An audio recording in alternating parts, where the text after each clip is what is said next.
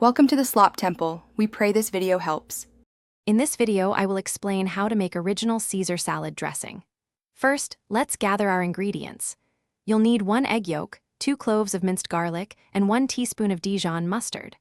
Also, have 1 tablespoon of fresh lemon juice and 1 teaspoon of Worcestershire sauce ready. Don't forget 1/4 cup of grated Parmesan cheese, 1/2 cup of good olive oil, and salt and pepper to taste. Now, let's start blending our flavor base. In a medium-sized bowl, combine your minced garlic, Dijon mustard, and the egg yolk. Whisk these ingredients together vigorously until they are smooth and well combined. Next, add the fresh lemon juice and the Worcestershire sauce. Keep whisking until everything is thoroughly incorporated, creating a fragrant and zesty foundation for your dressing.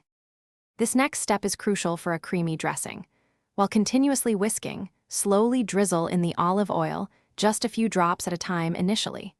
As the mixture begins to thicken and emulsify, you can increase to a thin, steady stream. Keep whisking until the dressing is thick and creamy, almost like a mayonnaise. Finally, stir in your grated Parmesan cheese, then season with salt and freshly ground black pepper to your liking. Your homemade Caesar dressing is now ready to enjoy.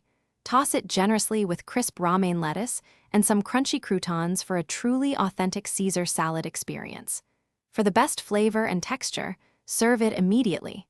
Remember to check the description below for a link to the Owala water bottle and other great deals. Any leftover dressing can be stored in an airtight container in the refrigerator for up to 3 days. Thanks for watching. Consider subscribing if we helped you.